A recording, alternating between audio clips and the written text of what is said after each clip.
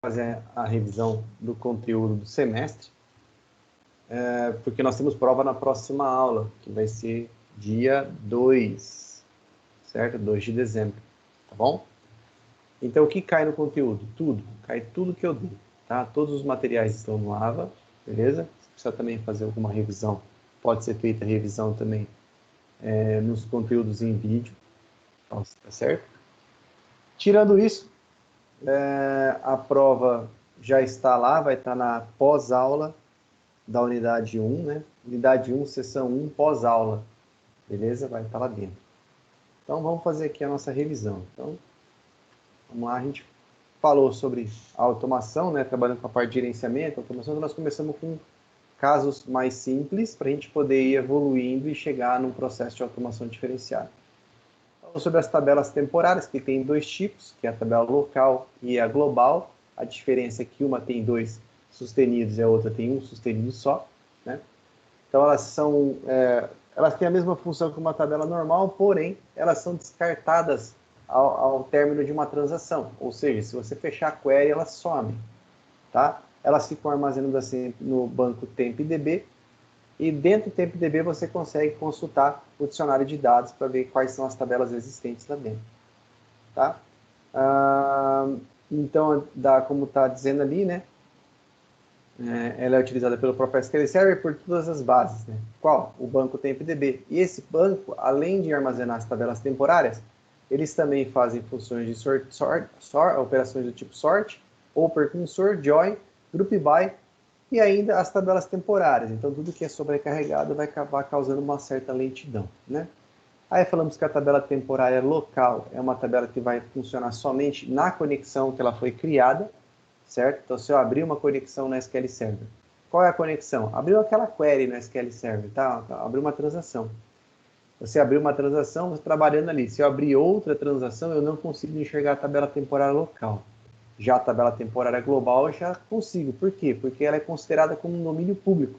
Ou seja, todo mundo consegue visualizar ela, tá? Aí falamos sobre algumas práticas comuns e não recomendadas, né? A facilidade de utilização e uso sem controle ou não conhecimento do volume de dados a serem armazenados nas tabelas temporárias podem prejudicar as aplicações. Por quê? Porque ela fica armazenada no TempDB, o TempDB vai crescer e com isso vai causar uma lentidão no sistema. Problemas também de fazer joins com tabelas temporárias, você pode causar o famoso table scan. O que é isso? Percorrer a tabela inteira sem a necessidade. Muitas vezes a tabela temporária não tem chave primária, não tem índice criado. É uma coisa boa, é um artifício bom para ser usado. Mas se é um volume de dados muito grande, pense em criar uma tabela física com chave primária, com um índice vinculado antes de entrar os dados, para você ter uma melhor performance. As tabelas globais, elas são muito vulneráveis, porque qualquer um conectado naquela instância do SQL Server pode alterar, deletar, inserir ou até mesmo excluir a tabela. Então, um pouquinho de cuidado quando for utilizada nada aí. Sempre que possível, use tabelas fixas no lugar de tabelas temporárias. Quando não for possível a utilização de tabelas temporárias fixas, opte em usar tabelas temporárias locais. Por quê? Porque são mais seguras do que as globais. Vamos lá?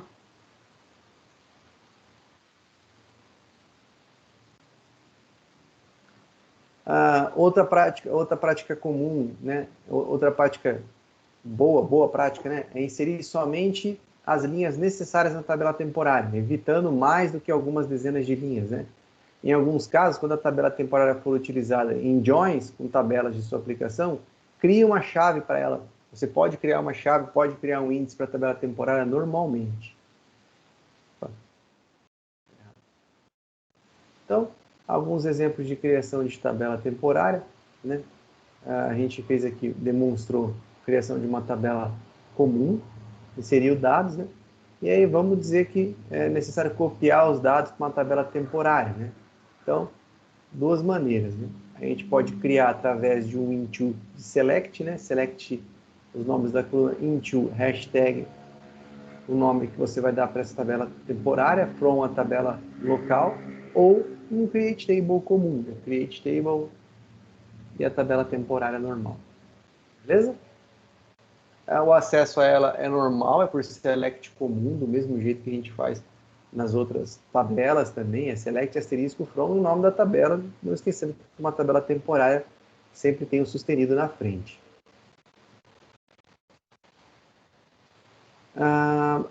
Como eu falei, a gente pode consultar o dicionário de dados lá no TempDB, no esquema systables, né? E aí você vai saber todas as tabelas temporárias que estão criadas. Isso é muito bom para a DBA utilizar. Por quê? Porque vamos supor que ele só tem 2 pessoas ou uma pessoa conectada naquele instante, naquele momento. O que ele vai fazer?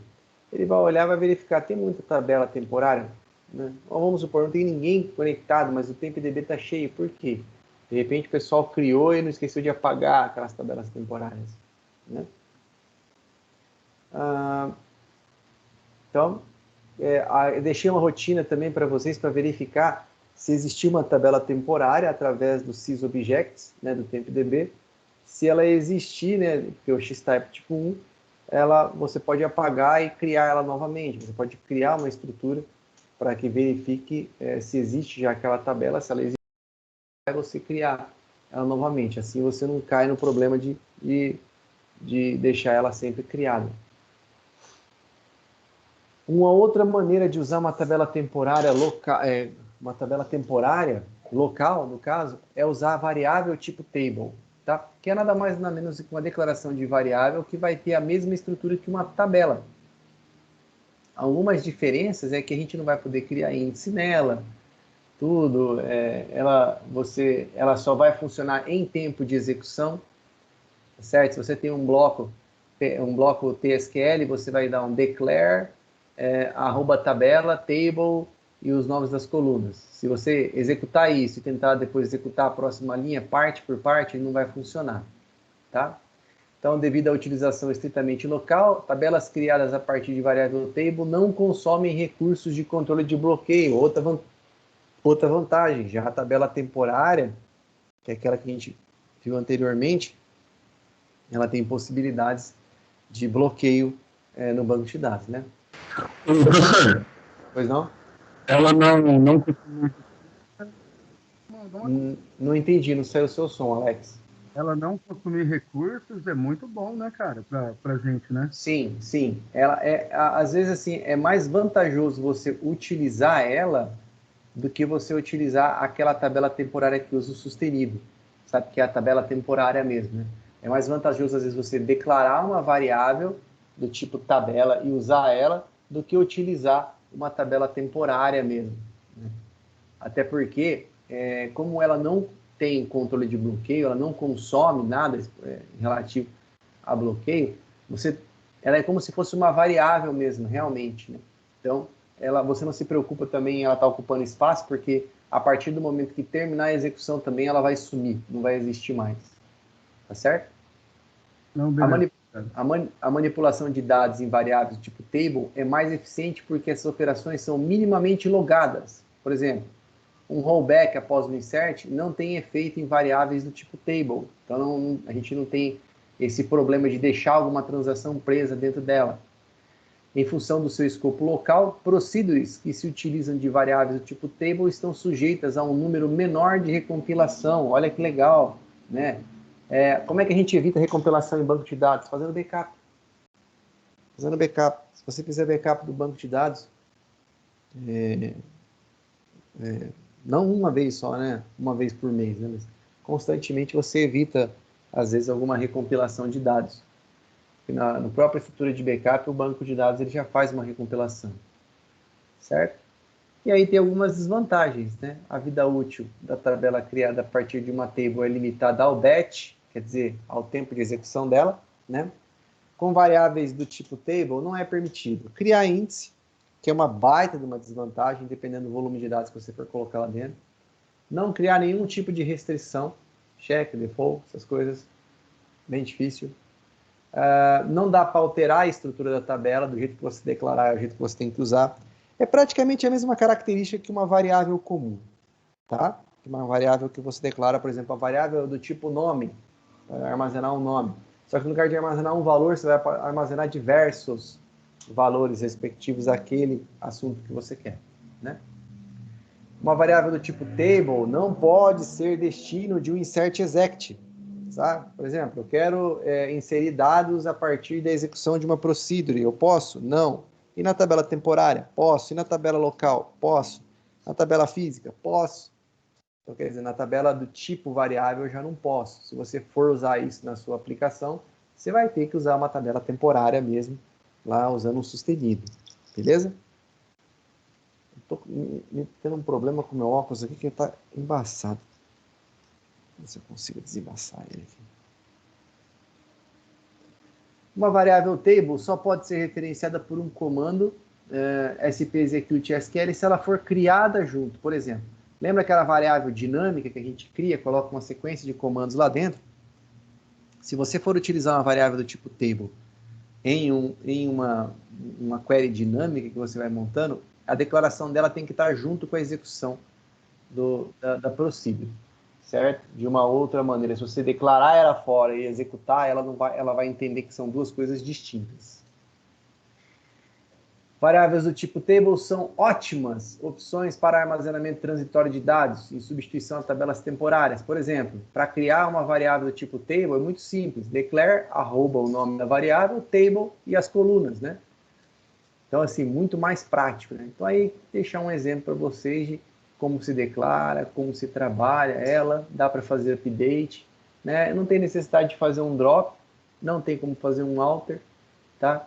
Mas a gente consegue trabalhar com os dados de uma maneira muito eficiente. Hein, Leonardo? Oi. Igual voltando ali atrás que você tinha falado, você tem que já criar ela com os inserts, porque depois você não pode fazer os inserts normal nessa tabela table, né? Sim, é que assim, por exemplo, que nem a gente deixou aqui, né? Você vai ter que criar tudo de uma vez. Vamos supor que ela faz tudo isso aqui. Então, se eu tentar executar só essa primeira linha declare para depois executar só isso aqui, ele não vai funcionar. Eu tenho que executar tudo junto, Em bloco. em bloco. Entendi. Tá? Tem que ser E uma coisa única. outra dúvida, aquele SP é aquela mesma execução que você fez quando você foi acessar a pasta shell do Windows para fazer Aquele o backup. aquele é o XPCMD Shell, mas eu É, montei é. uma Mas procedure você de usou o backup. SP, né? Lembra aquela procedura de backup? Deixa eu abrir aqui o banco para vocês verem. Deixa eu ver se eu tenho ela aqui ainda. Devo ter. Banco. Se não está nesse banco, está no outro. Não, está no outro. Você já se decidiu se vai fazer a prova prática, professor? Está pronta a prova. Ah, é? E é prática ou não? Agora é segredo. Agora é segredo. Segredo? Segredo. Não, beleza. Então, o dinâmico, deixa eu ver. Por exemplo, aqui é dinâmico. Eu estou montando um comando de backup para cada banco de dados, né? Vamos supor que eu usasse uma variável do tipo table aqui dentro. Eu teria que ter dentro desse SQL aqui, junto com o backup database, a declaração da variável. Entendeu? Aí você teria que ser a declaração dentro dele aqui para você utilizar a tabela. Se você for fazer isso, eu te aconselho a utilizar a variável, a tabela temporária comum mesmo, né? Que é aquela que fica no TempDB. Aí nós fizemos uma prática, deixei prática para vocês fazerem também. Lembrando que esse material está lá no AVA. Beleza? E aí a gente recapitulou procedures. Por quê? Porque as procedures, por mais batido que possa ter ficado o assunto, às vezes, elas são uma mão na roda para a gente fazer a automação, né? Visto que eu mostrei para vocês processos de automação de backup e falei da importância do backup, né? Acabei de falar agora também que o backup, se você fazer backup constantemente do seu banco de dados, além de você ter segurança, você ter um arranjo maior de possibilidades de voltar determinados espaço-tempos em cima dos dados que você quer, você também evita recompilação de view, recompilação de procedure, alguma falha de trigger, certo? É como se a gente fizesse uma reindexação. Bancos de dados antigos, por exemplo, Paradox, né, que era Interbase lá, que eram bancos muito antigos, às vezes você tinha que rodar comandos de reindexação. Eu trabalhei com Firebird muitos anos, acho que trabalhei uns 9, 10 anos mais ou menos com Firebird. E ele tinha esse problema, quando ele chegava a 3 GB e pouquinho, mais ou menos, ele começava a dar uns probleminhas, a gente sempre tinha que criar rotinas de reindexação, né? Só que era um problema, que não tinha como você reindexar o banco por procedimento armazenado, porque não existia agente de execução nele. Então, o que a gente fazia? Como eu trabalhava com Delphi, criava uma aplicação em 32 que executava junto com a máquina, com o Windows, né? Aí subia, ela ficava no Sistray. A cada X tempo, como se fosse um jobzinho, né? Uma aplicação que ficasse rodando. E tinha lá, sei lá, um antivírus, alguma coisa parecida assim no meio. Ficava lá no Sistray da máquina. Ele executava a cada X horas um backup. E uma vez por dia à noite, ele reindexava o banco novamente. É como se você colocasse os pingos nos is, tudo certinho. Né? Então, era uma dificuldade. Mas já assim, esses bancos novos, a gente já não tem mais isso. Né? Você fazendo o backup, você já evita muita coisa. Então, a Procedure, como nós falamos na disciplina passada e nessa, é um procedimento armazenado permanente. Então, quer dizer, é um bloco de informação que vai estar lá, que vai ficar permanentemente lá dentro. Né? Então, a gente pode usar variável nela, estrutura de decisão, estrutura de repetição, comandos DDL, comandos DML, comandos DCL, a gente pode fazer um monte de coisa dentro dela. Tá? Ela vai sempre ser executada pelo sistema de gerenciamento, não pela aplicação. Outra vantagem, vamos supor que você tem um relatório que ele é muito grande, demanda muito consumo de memória, consumo de processamento. Se você passa da aplicação para o banco somente para buscar informações no banco e a aplicação é responsável em execução, já comentei isso com vocês aqui em aulas passadas também, principalmente para quem utiliza sistemas web, tem um grave problema que é o tal do timeout, certo? Então, o timeout é um problema sério, banco de dados não tem timeout. Então, o que você faz? Cria um procedimento armazenado, joga as variáveis nesse procedimento armazenado e deixa que o banco de dados execute.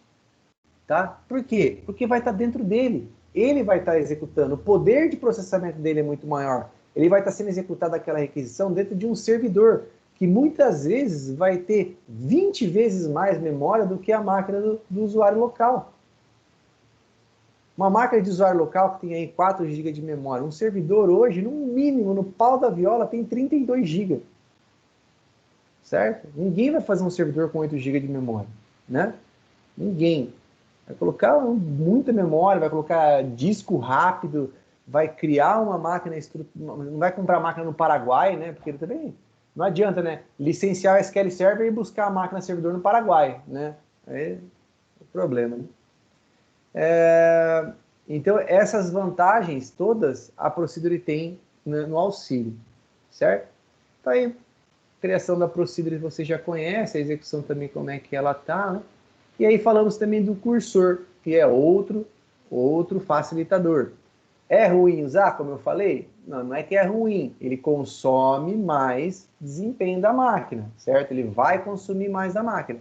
Mas é uma estrutura de repetição que ela é muito usada. Olha que simples, né? Vamos ver aqui de novo, se mostrar que eu utilizei um cursor numa procedure de backup, certo? Aqui, uma procedure para fazer backup do banco de dados, tá? Tá lá. Eu usei cursor para quê? Para que através desse daqui, ó, desse selectzinho, que é o select que vai buscar todas as bases de dados existentes no meu banco de dados, ele possa, de maneira automática, sem que eu tenha que ficar adicionando os novos bancos aqui, pegar os bancos e fazendo backup à medida que eles forem sendo criados. Então, se eu criar um banco novo aqui, eu não preciso me preocupar em criar uma rotina de backup para ele. Por quê? Porque desse jeito, eu tenho um cursor que vai estar armazenando quais são os meus bancos de dados existentes no meu sistema. E aí ele vai estar fazendo isso de forma autônoma, certo? Tudo automatizado. Então, olha aí. É desvantagem? É desvantagem. Para quê? Para quando você, às vezes, não consegue imaginar o tamanho da bronca que você vai ter, né? Mas é muito útil. Por exemplo, aqui a gente montou um relatório em HTML e utilizou um cursor para ficar criando o código HTML com as informações lá dentro para criar a nossa página, né? Para que depois a gente consiga enviar. E usei 3 cursores aqui, né? Usei um terceiro cursor aqui para apagar o quê? Backups existentes há mais de 7 dias, quer dizer, eu quero armazenar backup só em 7 dias, mais de 7 dias eu não quero, tá certo? Então, assim, é vantajoso, a gente utiliza muito o cursor, né? Vocês vão se deparar com algumas situações que vocês vão estar utilizando o cursor dinâmico, que é aquele cursor que você pode fazer tanto um fit next, quanto você pode voltar também. Você não só ir, você pode voltar, tá? Fit first, fit next, fit first into, né? Então, quer dizer, você volta para o primeiro, avança, volta para o primeiro, vai para o último, você consegue fazer isso, trabalhar essas informações com cursor dinâmico, né? E aí, né, algumas considerações que a gente fez, né? Um cursor deve estar sempre associado a uma consulta, né? O fit popula as variáveis, nunca se esquecer de colocar o fit next from dentro também do while, que vai do fit status, porque o fit status é o que vai controlar quantas informações eu tenho, né? Ele é sempre igual a zero. Quando ele retornar -1, significa que ele chegou no final da consulta. E lembrando que cursores são estruturas relativamente lentas se comparadas ao desempenho de consultas do banco. O uso descuidado dessa ferramenta pode causar o quê? Problema de performance, né? Mas, professor, a gente se preocupa com performance. É óbvio, a gente tem que se preocupar com performance. Você vai comprar uma Ferrari. Linda, linda. Uma Ferrari Califórnia. Você vai querer que tenha um motor de Fiat Uno 1.0 dentro dela? Não.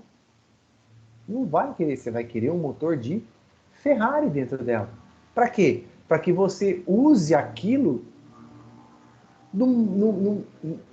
na maior potência que ela tenha. Agora, você compra uma Ferrari, você vai colocar um motor de jato nela? Não. Por quê? Porque eu vou me arrebentar inteiro. Vou me arrebentar inteiro. Quer dizer, aí eu tenho que ter cuidado. Não adianta eu ter muita coisa, não adianta eu ter muito recurso e usar ele sem tomar cuidado. Por quê? Porque todo recurso ele é escasso. Uma hora ele acaba. Uma hora ou outra, por mais que você tenha investido num servidor, por mais que você tenha investido numa estrutura de banco de dados perfeita, uma hora ou outra ela vai ficar pequena. Você vai ter que aumentar essa situação. E, professor, para complementar o que você está falando, é por isso que a gente que trabalha com banco, você tem que tomar muito cuidado com a redundância de dados, justamente para você ganhar performance, né? Exatamente, então, até para você também não ter falhas também nos relatórios que você vai entregar, a duplicidade da informação, né? Vamos dar um exemplo simples, a gente tem 2 cadastros do Alex, beleza? Aí quando eu associei uma conta para ele, eu associei para os 2 cadastros.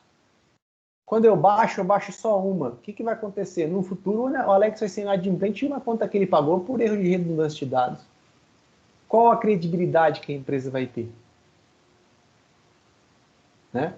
E outra, que nem o Alex falou, a gente vai estar jogando lixo dentro do banco de dados também. Né? Vai estar ocupando espaço sem a necessidade. Tá? Deixa para fazer... Né? Exatamente. Deixa para fazer redundância em BI. BI é comum fazer redundância.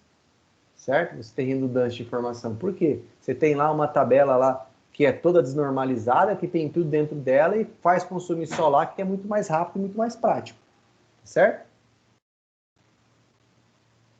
Nunca esquecer que sempre quando fechar quando terminar um cursor, fecha ele e destrói ele, tá? Porque senão ele vai ficar alocado em memória, né?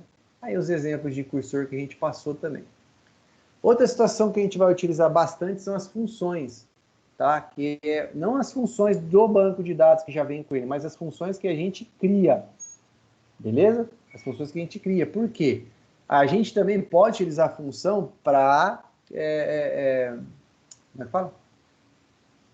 Automação de alguns processos. Eu posso criar, por exemplo, uma função que vai me retornar um comando SQL de backup. Posso fazer isso, sem problema nenhum, né?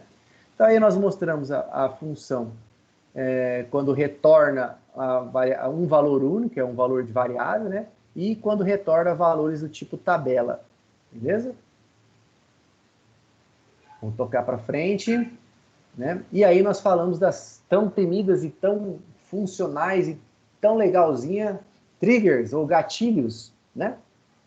Aí falamos que as triggers elas têm 2 situações. As triggers em nível de banco de dados, que vai trabalhar com as insert, update e delete, né? A gente já viu isso, que toda vez que uma tabela sofrer uma ação dessa, ele vai responder se tiver uma trigger associada a ela, né? Falamos as tabelas temporárias que tem dentro dela, que é as tabelas inserted e deleted. Não existe uma tabela updated. Por quê? Porque todo update é feito o quê? Uma exclusão e uma nova inserção. Tá certo? Então a gente utiliza sempre a tabela deleted para ver o que é velho e o inserted para ver o que é novo. Tá bom? Se eu fizer uma trigger for on tabela tal, for insert, eu consigo usar a tabela deleted?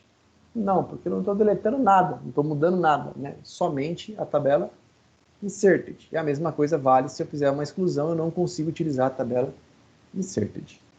Beleza? Tá, e práticas, né? Então a gente teve bastante prática aí para trabalhar. Aí falamos das funções analíticas, que aqui sim foi uma coisa que deu uma embaralhada de cabeça em vocês, né? O que são funções analíticas? São as mesmas funções de agregação que a gente tem dentro do banco de dados, porém com uma visão mais para a questão de análise de informação, certo? Por exemplo, funções de tipo de tempo, né? Aí nós falamos da função lag, que é uma função que busca sempre o valor anterior ao que você está, né?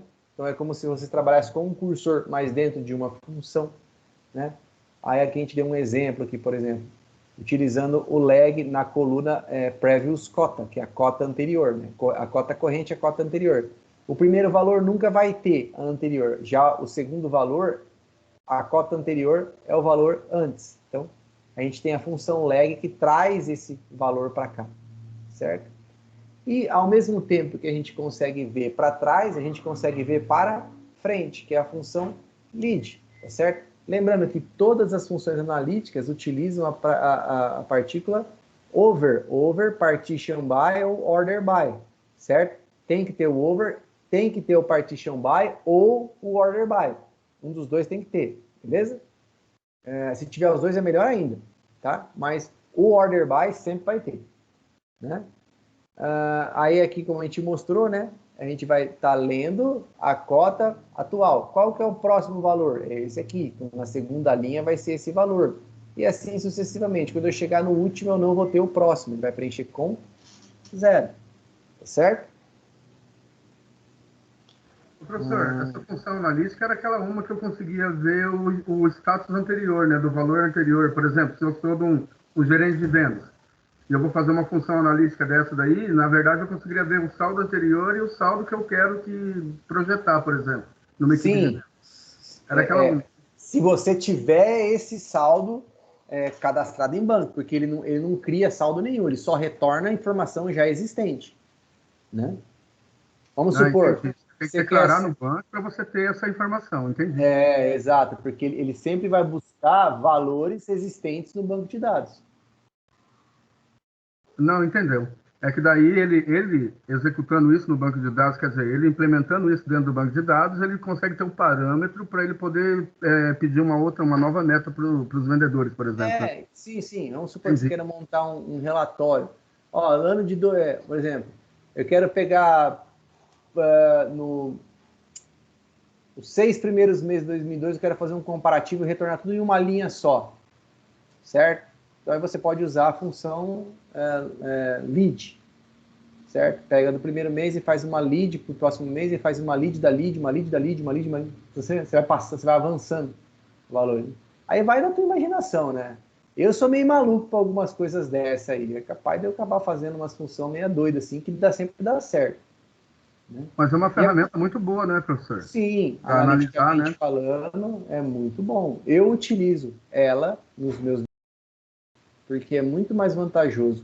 Como eu tenho um conhecimento muito grande na área de banco, que o meu foco maior sempre foi o banco de dados, então às vezes é muito mais vantajoso eu já mandar o dado processado para lá e só apresentar, do que eu ter que fazer a transformação dentro do meu BI, certo? Utilizando por exemplo, como eu uso o Power BI, eu vou utilizar uma função DAX, por exemplo. Desvantajoso para mim. É mais vantajoso eu mandar pronto para lá, certo? Aí a gente falou sobre funções analíticas e funções agregadas. E eu falei que toda função agregada ela também pode ser analítica. Então, todas essas funções que são agregadas, elas podem ser analíticas. Aqui está um exemplo de funções agregadas do Oracle. Tá? Mas, por exemplo, o AVG, você pode utilizar a cláusula over nele, e aí você dispensa o uso do group by, né? Então, todas as funções de agregação, a gente pode utilizar a cláusula over e transformar ela em uma função analítica. Então, por exemplo, eu posso fazer um min, só que agrupado por departamento, um max agrupado por, sei lá, projeto, uma média agrupada por produto, uma contagem agrupada por sexo, entendeu? Então, assim, eu poderia fazer agrupamentos diferentes para cada função de agregação.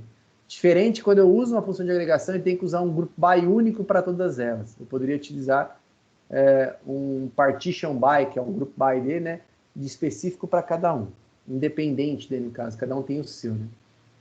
Aí falamos de algumas novas funções, né, que é a dense rank, que vai criar o quê? Um rank, né? Vai retornar a classificação de linhas, né? O que ele vai fazer? Simplesmente ele vai retornar um ranqueamento a partir de um determinado valor, né? Então eu quero dividir por localidade, location ID, e ordenar pela quantidade decrescente, né? Então ele vai pegar aqui, ó, localidade 3, qual é a maior? 49, 49, então esses dois são o primeiro. Esse aqui é o segundo da 3. Esse aqui é o terceiro da 3. Esse é o quarto da 3. Por quê? Porque a quantidade vem diminuindo, certo? Agora, a localidade 4.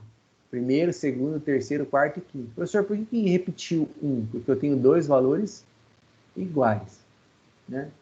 First value vai trazer o primeiro valor ordenado. Qual é o primeiro valor, né? Então, aqui nesse caso, ele vai pegar aqui... Cadê? Onde está o first value?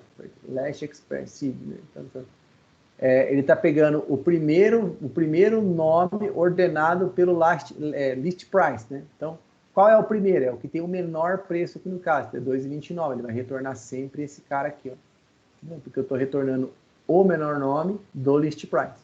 Ele vai retornar para todos a mesma coisa. E o last é a mesma coisa, qual que é o último, né? Dependendo da ordenação. No caso, vai pegar esse cara aqui, né, que é o last value, que é esse cara aqui, vai trazer a data, ele está pedindo para trazer a data, né, dividido por departamento. Ele vai pegar por departamento e vai dividir por data aqui, ó. Quando for o mesmo departamento, vai ter que repetir sempre as datas, né? 2/5, aqui não repetiu, ó. Aqui repetiu, ó.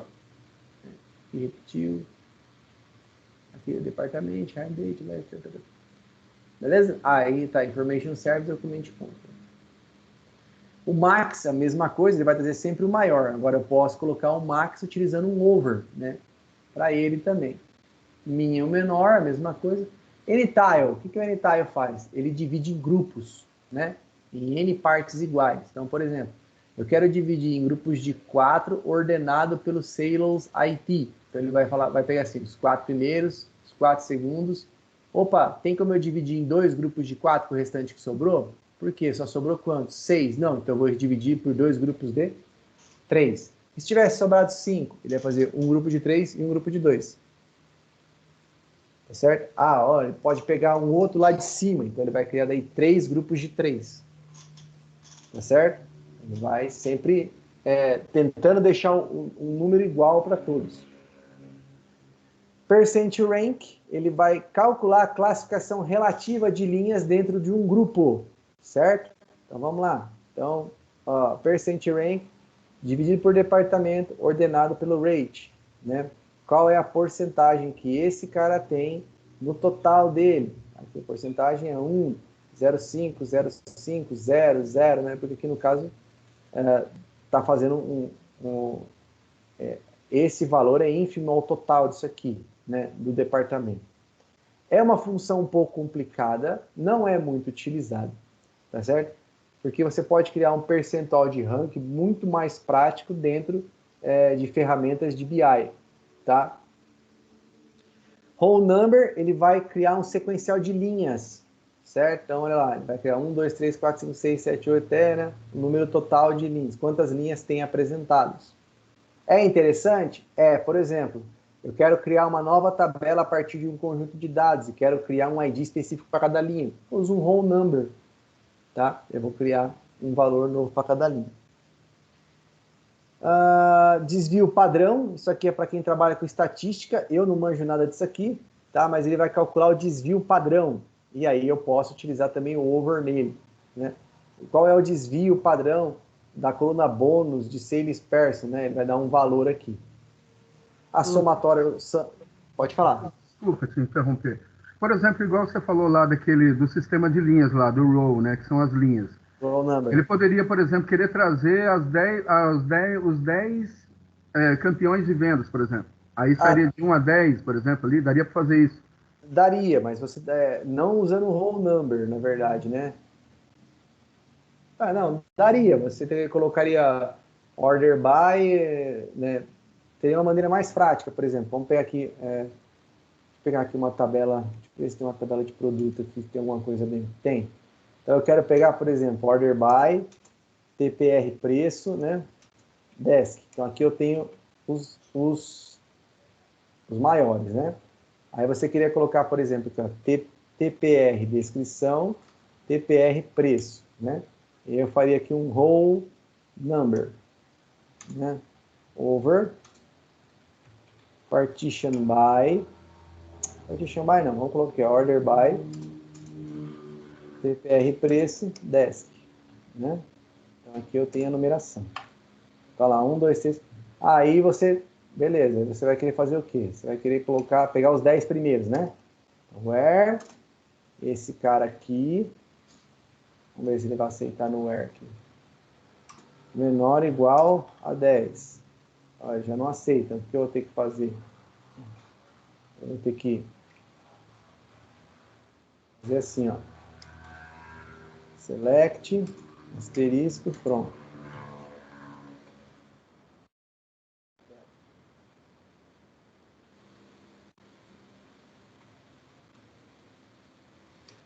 Faltou um nome aqui. D. Então tá aqui. Aí você teria que falar. Aí você consegue. Where id menor ou igual a 10.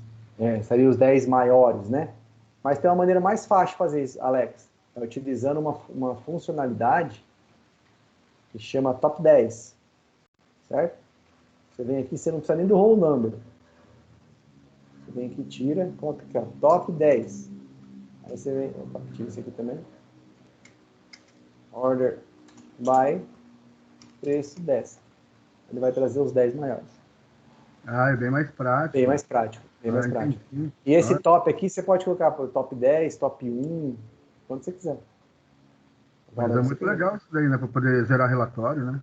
Sim, sim. Você quer criar, tipo, top 10 de vendas, você criar um relatório que escrito top 10 aqui, ele vai trazer sempre os top 10. Tá? Não, beleza, desculpa atrapalhar aí. Não é atrapalha. A revisão é para vocês, né? Ô, professor, qual que é a diferença do partition e do order by ali na hora que você usa? Partition é como se fosse o group by. Tá. Entendeu? É para dividir por. E ordenar é para fazer ordenação. Capiche? Valeu. Tá válido. Bora lá, então. Aí, nós falamos do que depois? Falamos de DDL Triggers, certo? E aqui a gente pirou o cabeção, né? Foi a aula mais legal que a gente teve. DDL Triggers, né? Que aí a gente viu que são as triggers que vão atuar nos eventos do banco de dados. A gente viu dois tipos. As triggers que podem atuar na verdade, são três tipos, né? Triggers de tabela, triggers de banco e trigger nível de servidor. Então, lembrado que a gente criou trigger para controlar acesso de usuário no logon, certo? Então, lá, por exemplo, coloquei lá uma trigger para negar... Lembra que a gente fez aquela trigger para negar o acesso do cara por um determinado login pelo Management Studio, né? A gente criou uma trigger em nível de logon, certo? Ou a gente pode criar uma trigger para atuar em Create Database. Toda vez que eu criar um banco de dados, eu quero que o cara for tentar criar um banco de dados, eu não quero permitir, certo? Eu não quero permitir. Aí você pode colocar assim, se o usuário for diferente do administrador, você não permite, senão você permite. Tá certo? E aí a gente criou também gatilhos para imprimir mensagem de evento de Create Database, né?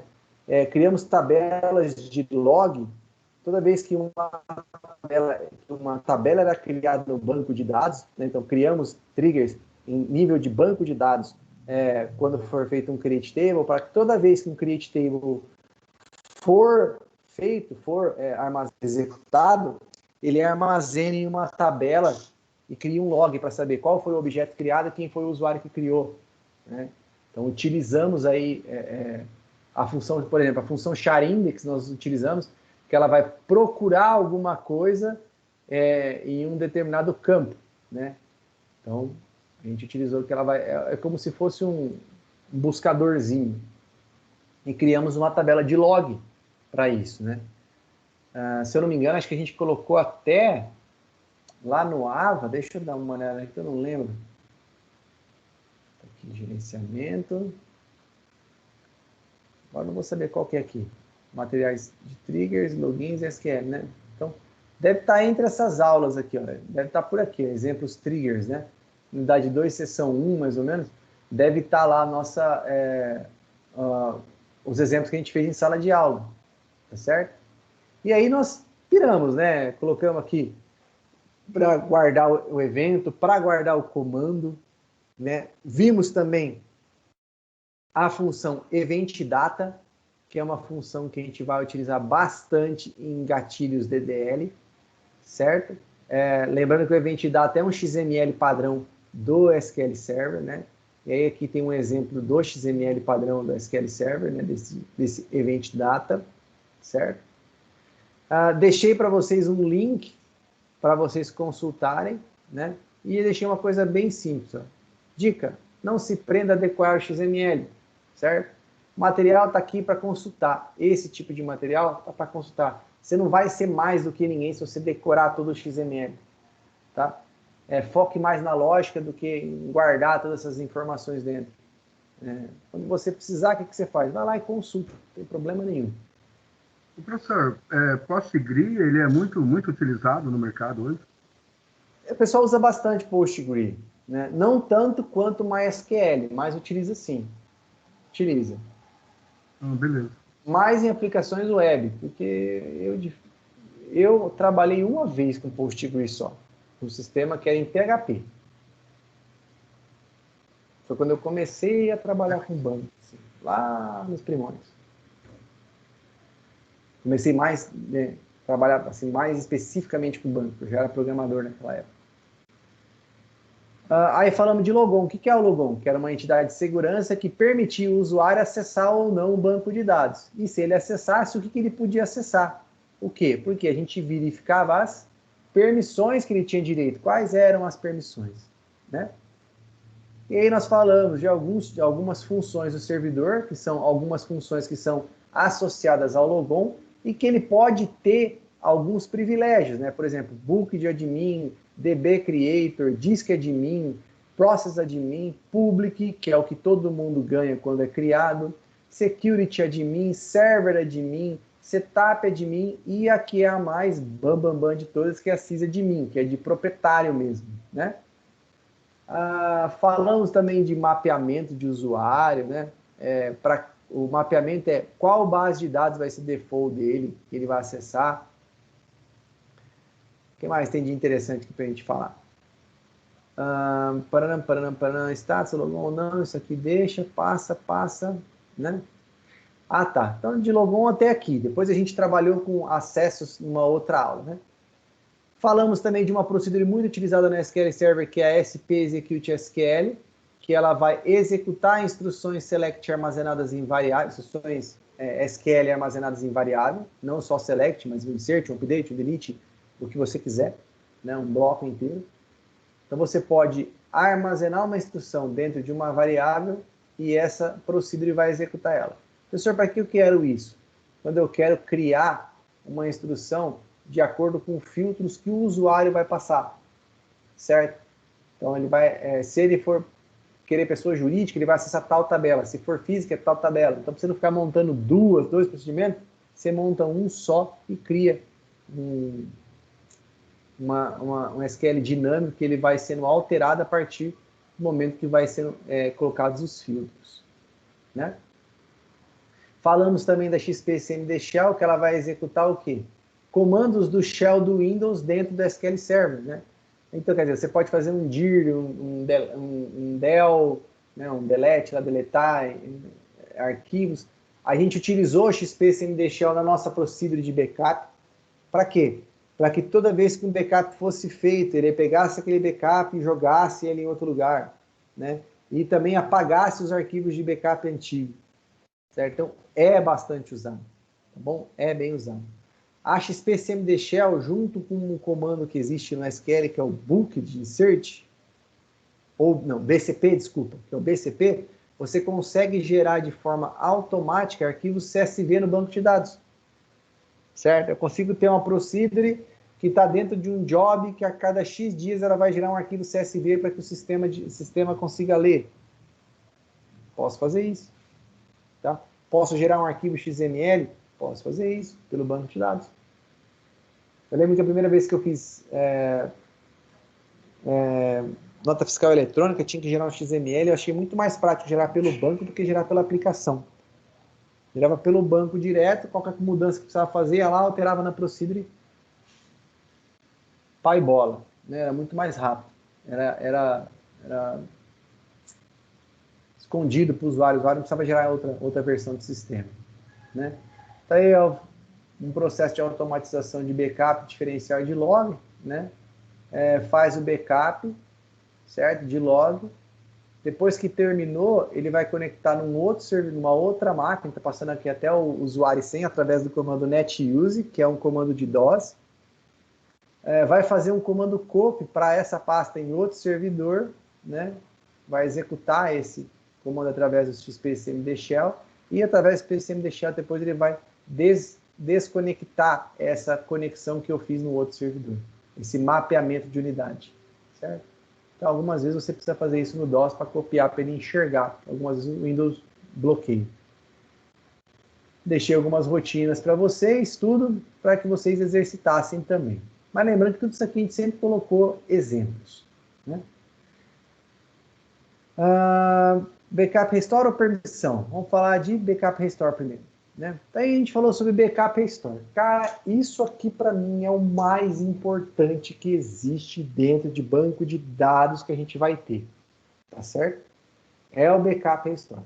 Então, por que a gente realiza backup? Né? É a principal alternativa para ter segurança em banco de dados. Se eu precisar restaurar a partir de uma catástrofe, eu tenho meu backup lá dentro. Então, é uma situação que a gente tem que fazer regularmente. Empresa que não investe em uma rotina de backup, ela está fadada a ter problema. Ou é a empresa de Chuck Norris, que gosta de viver no perigo. Entendeu? Vou trabalhar com a faca no dente. Né? Não tem louco para isso. Quais são os tipos de falha que pode acontecer e a gente ficar na mão? Disco defeituoso, falhas múltiplas de componente, certo? Catástrofe como incêndio, inundação, roubo, perdeu a chave da porta do servidor, não consegue abrir, está aquecendo demais, está pegando fogo. O ar-condicionado do servidor queimou, os discos superaqueceram, travou o servidor. Se você não tiver um backup, você perde tudo. Né? Então tem lá falhas de software, por exemplo, sistema operacional, aplicação, o próprio banco de dados, né? Falha humana, por exemplo, uma pessoa com acesso autorizado que pode excluir ou atualizar acidentalmente um banco, isso acontece, tá? Uma falha de segurança, uma pessoa invadir o seu sistema, criptografar todo o seu banco de dados. Né? Imagina, você tem lá um banco de dados de 30 anos, rodando, funcional, vem um cara e criptografa todo o seu banco de dados, você não tem backup. Então o negócio acabou. Entendeu? Então aí, se você tem lá um banco de dados, o que vai acontecer? Cara, fica para você de presente esse banco de dados, né? Apaga ele e sobe outro. Né? Sobe em outro servidor, né? Vai perder aí um dia, 2 aí, mas não vai perder toda a sua empresa. E aí foram alguns tipos, né? tipo de backup de log de transação, né, que registra as operações do banco. A gente pode fazer um backup de registro de atualização. A gente falou sobre modo de recuperação, por exemplo, o Recover Mode, que é uma propriedade de cada banco de dados, né? E a gente falou que tem 3 modos possíveis: o simples, o bucket log e o full. Qual que você usa sempre? O full. Usa esse que é melhor, tá? O simples é o mais simplificado de registro de operações de log. Cada checkpoint, os registros de transação concluídos são excluídos automaticamente. O full, você vai ter acesso a tudo, a log, incluindo operações de book load, indexação, quer dizer, você criou um banco no modo full, você vai poder fazer backup full, backup diferencial, backup de log, tá certo? Vai ser muito mais vantajoso. E o bucket log é um intermediário entre o simples e o full, tá certo? Full Database Backup é o backup completo de uma base de dados. Ele vai backupear tudo da base, a metadata e arquivo de log, todo ele vai ser feito, tá? Então, ele vai pegar tudo, quer dizer, não importa se já tem ou não, ele vai pegar tudo de novo e vai armazenar no disco de backup. O diferencial não, a diferença é que ele vai fazer o quê? Qual foi o último backup full que foi feito? Foi esse. O que tem de diferente do último backup feito? Tem só isso aqui. Então ele vai backupear somente o que é diferente do último backup full realizado. Já ele não faz backup do arquivo de log. E o transaction log já é o contrário, né?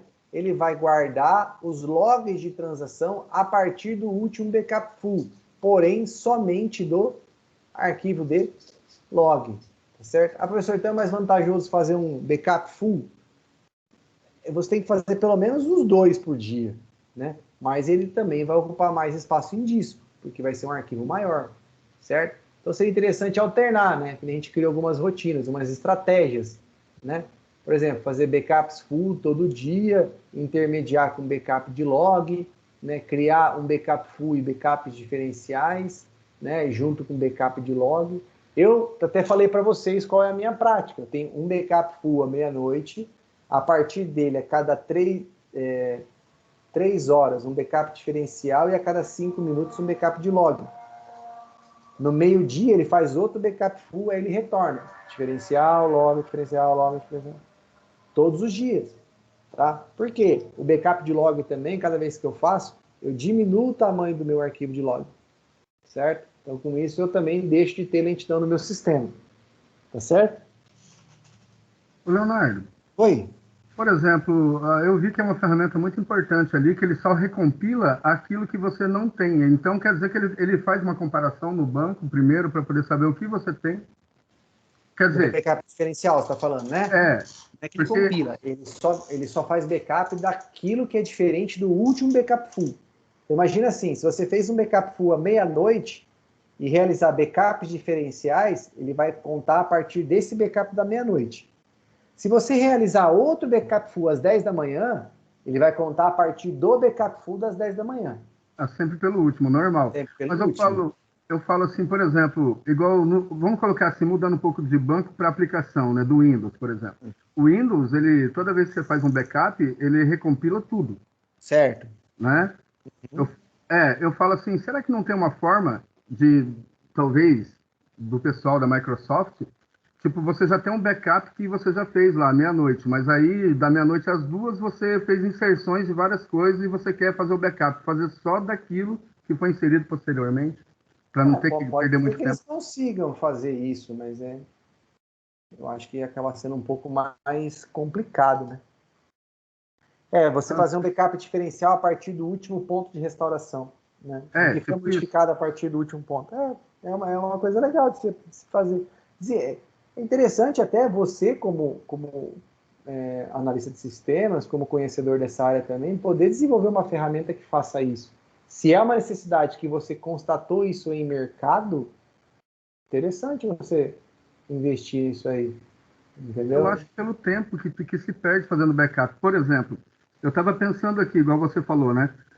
Lógico, eu acho que é totalmente uma das principais coisas no banco é o backup. Tanto é que, se não fosse tão importante, o cara não guardava só na nuvem, né? Ele Não. guarda também disco também, porque é por uma segurança, até porque se der um problema na nuvem, que pode dar também, né, de servidor, você Sim. tem na hora também, né? Uhum. Então, eu falo assim, nesse sentido, pensando em ganhar recursos de marketing, ganhar tempo até assim, entendeu? Eu acho que até para uma empresa, o tempo que ela gasta, porque geralmente elas fazem backup num tempo que fica ocioso, né? Eles deixam lá ligado fazendo backup pro dia seguinte, né? Na verdade, de banco de dados, não. Né? De banco Não, de dados. eu falo de aplicação, de empresa mesmo. Às vezes a empresa Sim, faz um sim. backup do que ela tem de sistema, eu falo. Aham, sim. Às vezes ela faz no tempo ocioso, entendeu? Então, eu falo mais, evitaria esse tipo de coisa, porque o backup seria muito mais rápido, né? Sim, sim. Mas é que assim, vai muito de cada um, viu, Alex? Vai muito de cada um. Sei lá. É complicado você. E, por exemplo, eu já vi gente falar assim, né, que faz backup uma vez por semana. Entendeu? Eu já acho um absurdo isso. Mas tem Para a cara, empresa também acho que é muito longe, né? tem Fazer cara diário. que faz. Mas eu não faria. Eu faria, bem, já basta falar, né? O tanto que a gente faz lá na empresa. A gente faz um monte. Não, mas beleza, obrigado. Nada, que isso. Bora lá então? Vamos lá. Aí depois falamos dos restores, né? O que é um restore? Um restore é quando você pega um backup e devolve, dá vida para ele, né? Joga aquela informação para o banco de dados, certo? Então, quando eu faço um restore de um backup full, eu estou restaurando um backup de um banco inteirinho, certo? E aí falamos de algumas maneiras de restore. Por exemplo, quando você faz restore a partir de um backup full e quer restaurar log, você tem que restaurar o primeiro backup full e todos os logs até a posição que você quer. Tá certo? Agora, se você tem backup full, diferencial e log, você vai ter que fazer backup full, o backup diferencial que você quer, o último arquivo de backup diferencial que você quer, e todos os logs, certo? E aí a gente aprendeu a fazer backups a partir da ferramenta, né? Que está descrito para vocês lá. Sempre tem dois tipos, o completo e o diferencial, certo? Lá, e na ferramenta você consegue fazer e adicionar, deixei passo a passo isso para vocês. Beleza? Então, toda a transação que a gente fez aqui atrás resume sempre em um único comando. Né? E o restore é a mesma coisa, a gente consegue fazer uma restauração através da ferramenta, sempre resultando nesse comando. Tá? Há uma diferença quando você vai fazer backup usando os backups de log, né? Você tem que colocar um no replace aqui no lugar do with replace. Por quê? Porque até você restaurar o último arquivo que você quer, o banco tem que ficar indisponível, somente para em stand-by, a gente fala. Né? Quando você restaura o último arquivo, aí você muda ele para replace, que é para ele permitir a escrita. Beleza?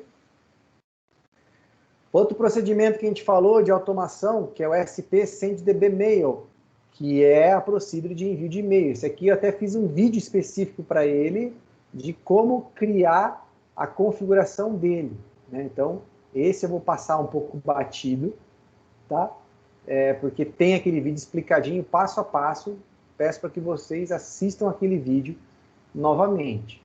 Beleza? Mas é uma ferramenta muito boa. A gente até utilizou ela na procedura de backup, certo? Por quê? A gente fez um relatório, né? Enviou um relatório no final do dia dizendo que, olha, tal banco de dados foi realizado o backup, tal hora, tal. Tranquilo?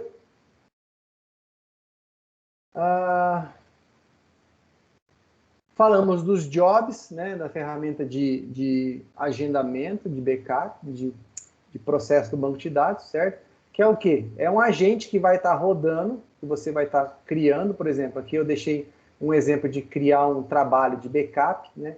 Passo a passo você vai criar qual é o job que ele tem que fazer, a tarefa que ele tem que fazer, né? Vai falar o que ele tem que executar, por exemplo, aqui vai executar um backup, né? E vai agendar um horário, ó, diariamente a cada 3 horas. A cada 3 horas, então ele vai rodar aquele backupzinho lá. E por último, né, não menos importante, que o mais importante que a gente falou foi do quê? Foi das permissões de usuários de banco de dados, certo? Estamos falando sobre os níveis usuários de banco de dados, né, os acessos dele, como que a gente faz para criar?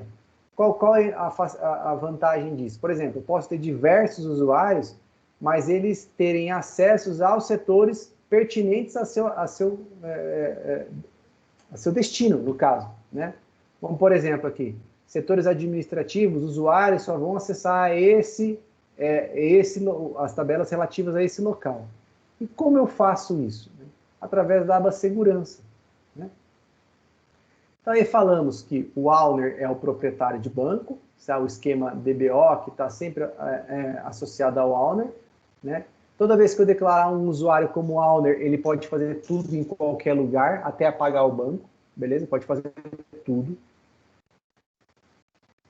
O que mais que nós falamos? A gente falou das roles, que a gente pode restringir, por exemplo, que um cara só faça create, que um cara só faça backup. A gente pode restringir algumas situações do usuário. Certo? Algumas roles já fixas no banco de dados, né? A DB Owner, que é proprietária, somente leitura, somente escrita, pode criar tabelas, né? Comandos DDL, nega a leitura, nega a escrita, né? Então você vai poder associar. Aí falamos de como se cria uma role, né? A gente até criou uma role lá de desenvolvimento, que o cara tinha alguns padrões, né, dela. Como se apaga uma role, quais são as roles existentes no banco de dados. Eu lembro que aqui a gente criou um usuário e foi trabalhando com algumas situações dele. Eu criei lá uma role que eu ia dando permissões para ele constantemente. Por exemplo, dou permissão de leitura, tiro permissão de escrita, dou permissão em uma tabela, tiro permissão de outra tabela, né? E como essas permissões são dadas ao usuário? Através do grant, revoke ou deny. O grant, ele dá acesso ao usuário. Então, por exemplo, eu quero dar um acesso a um objeto para um usuário, né? Então, por exemplo, vou dar acesso, cadê? Eu quero dar acesso na tabela vendas para o usuário. Como é que eu faço? Grant, TBL, grant, por exemplo, quero dar acesso de leitura, de select, né? Grant select on TBL vendas for Leonardo, que é o usuário. Então, eu estou dando permissão para que ele faça select aqui dentro. Não tem que dar permissão, tem que tirar. Aí eu uso revoke. Revoke TBL vendas, revoke select on TBL vendas to Leonardo. Eu estou tirando, né? E o deny é o quê? O deny na verdade, é praticamente quase que a mesma coisa que o revoke. Porém, quando eu dou um deny, eu estou tirando toda a permissão do cara. Eu estou, como é que fala? Esses streamers falam? Ele está sendo cancelado, né? Ele está sendo cancelado. Praticamente ele não vai ter mais acesso. Não tem direito a nada. Tá? E o grant, o revoke, o deny, você pode fazer a execução desses comandos tanto em nível de banco de dados, quanto em nível de objeto de banco de dados. Tá certo? Então, lembrando, tudo aquilo que eu falei para vocês aqui, a gente tem já gravado dentro do nosso banco de dados. Certo? Tá tudo guardadinho lá. Tá, do nosso banco de dados, não, do nosso YouTube, né? Do AVA de vocês.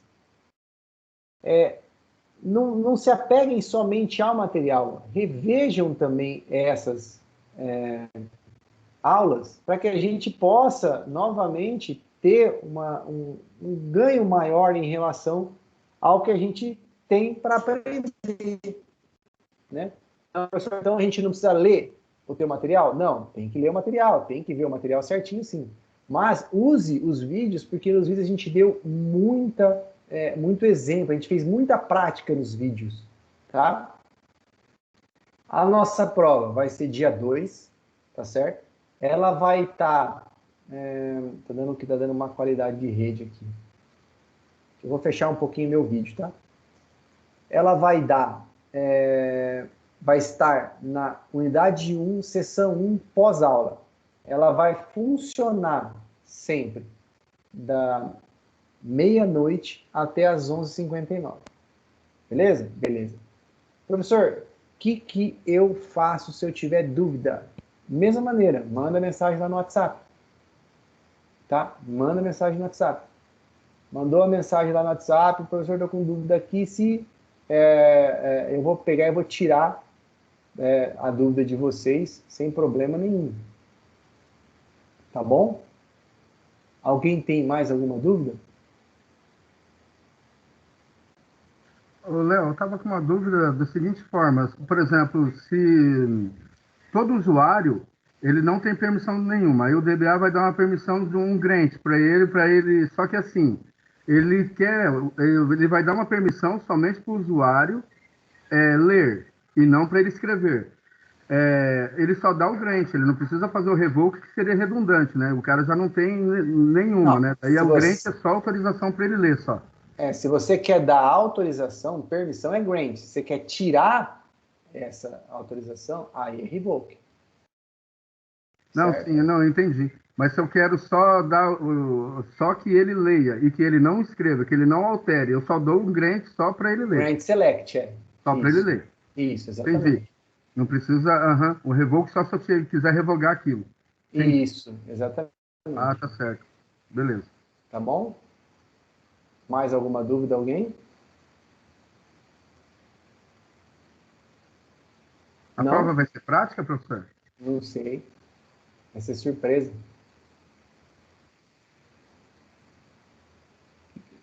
O Matheus Santos para te responder uma conversa. O que foi, professor? Posso conversar com você pós a aula? Pode, sem problema. Tá? Pode sim. Aí na hora que terminar você fica e a gente já conversa, beleza? Pessoal, mais alguma dúvida alguém? Não? Então, por hoje é só. Nos vemos. Não vamos nos ver mais, né? Mas eu espero que vocês façam a prova e qualquer dúvida durante a semana, no dia da prova, entre em contato comigo, tá? Beleza? Beleza, boa noite, professor. Boa noite, gente. Forte abraço para vocês. Ô, Matheus, eu vou parar a gravação aqui e a gente conversa, tá bom?